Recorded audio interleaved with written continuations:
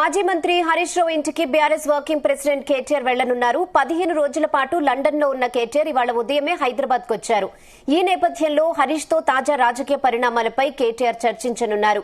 త్వరలో జరిగే స్థానిక ఎన్నికలు, పార్టీలో పరిస్థితులపై వారి మధ్య చర్చ జరగనుంది.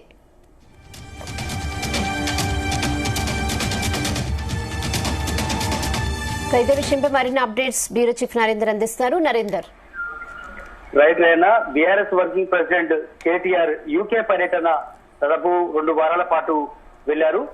ఆయన ఉదయం వచ్చిన నేపథ్యంలో చాలా అంశాలు కూడా తెలంగాణలో పొలిటికల్ ఇష్యూస్ చాలా జరిగాయి. ముఖ్యంగా పాషప్ మైలారం సంబంధించినటువంటి ఇష్యూలో పదుల సంఖ్యలో కార్మికులు మృతి చెందడం ఇప్పటికే హరీష్ రావు వెళ్లి కలిశారు. బట్ ఆ స్థానంలో బీఆర్ఎస్ వర్కింగ్ ప్రెసిడెంట్ కేటీఆర్ పరామర్శించాల్సి ఉండేది. దానికి సంబంధించి కార్మికుల తరఫున ఎలా పోరాడాల్సిన అవసరం ఉంది. అదే సమయంలో రాష్ట్రంలో 42% రిజర్వేషన్ సంబంధించినటువంటి అంశం పెద్ద ఎత్తున కవిత కూడా ఫైట్ చేస్తూ వస్తుంది. బీఆర్ఎస్ కూడా కొంతకాలంగా ఈ అంశాన్ని మాట్లాడుతున్నటువంటి సందర్భంగా చూసాం. అయితే దీనికి సంబంధించి ఎలక్షన్స్ కు వాళ్ళ ఎలక్షన్స్, ఎందుకంటే హైకోర్టు ఆల్రెడీ 3 నెలల సమయంలోనే ఎలక్షన్స్ పెట్టాలన్నటువంటి నిర్ణయాన్ని కోర్టు చెప్పిన నేపథ్యంలో ప్రభుత్వం కూడా వడివడిగా అలాంటి నిర్ణయం తీసుకునే అవకాశం అయితే కనిపిస్తుంది. పార్టీ పరంగా అవసరమైతే 42% కాంగ్రెస్ అభ్యర్థులను పెడతామనేటువంటి విషయాన్ని రేవంత్ రెడ్డి చెప్పినప్పటికీ కూడా ఖచ్చితంగా చట్టసభల్లో రూల్స్ ప్రకారమే రావాలి, విద్యా ఉద్యోగ రాజకీయ రంగంలో చట్టసభల్లో రావాల్సిన అవసరం ఉందని కూడా ఫైట్ చేస్తున్నారు. ముఖ్యంగా బీఆర్ఎస్ పార్టీ ఈ అంశం మీద గొంతెత్తుతూ ఉంది. అందుకనే కేటీఆర్ ని కలిసి మొత్తం హరీష్ రావు ఈ పూర్తి స్థాయిలో దీని మీద చర్చ జరిగే అవకాశం అయితే కనిపిస్తుంది.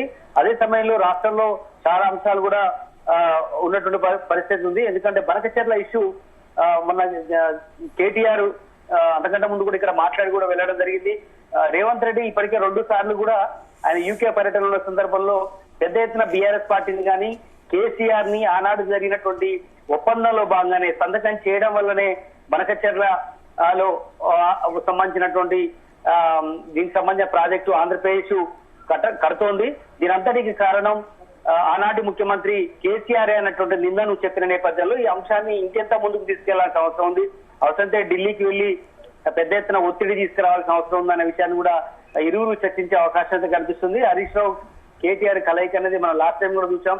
ఆయన ఇంటికి 2 సార్లు కూడా వెళ్లారు. ఒకసారి అలక సందర్భంలో ఒకసారి వెళ్లి భుజగించడానికి వెళ్లారని ఒక చర్చ జరిగింది. బట్ అప్పుడు కూడా అలాంటి సందర్భం కాదు, చాలా అంశాల మీద మాట్లాడుకున్నారు అనేటువంటి విషయం కూడా చర్చకు వచ్చింది. బట్ ఇప్పుడు ఈ రోజు ఇద్దరు భేటీ అనేది తాజా రాజకీయ అంశాలు, అదేవిధంగా కవిత ఎపిసోడ్ విషయంలో కూడా కొంత మాట్లాడే అవకాశం అయితే కనిపిస్తుంది.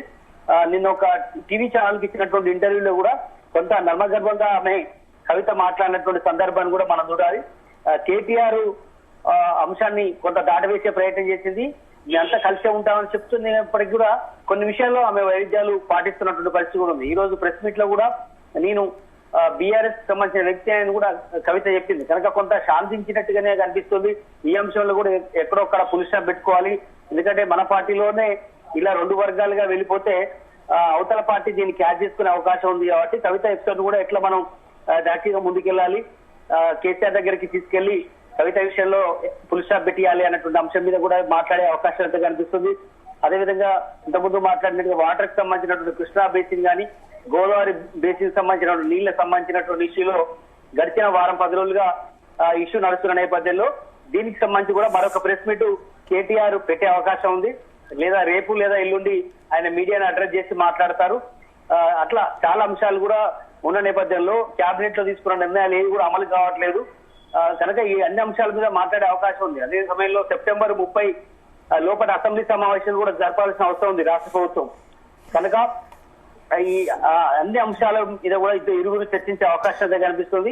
వచ్చేటువంటి అసెంబ్లీ సమావేశాల్లో ఎలాంటి నిర్ణయాలు తీసుకోవాల్సిన అవసరం ఉంది, ఇవన్నీ కూడా ఈ విషయాలు ప్రస్తావనకు వచ్చే అవకాశం ఉంది. రాష్ట్రంలో ఇష్టానుసారంగా అంటే ఒక పక్క రైతు భరోసా విషయంలో కానీ కొంతవరకు కొన్ని రంగారెడ్డి జిల్లాలో చాలా మందికి పడలేదు అనే విషయం కూడా పెద్ద ఎత్తున ఇష్యూ జరిగింది.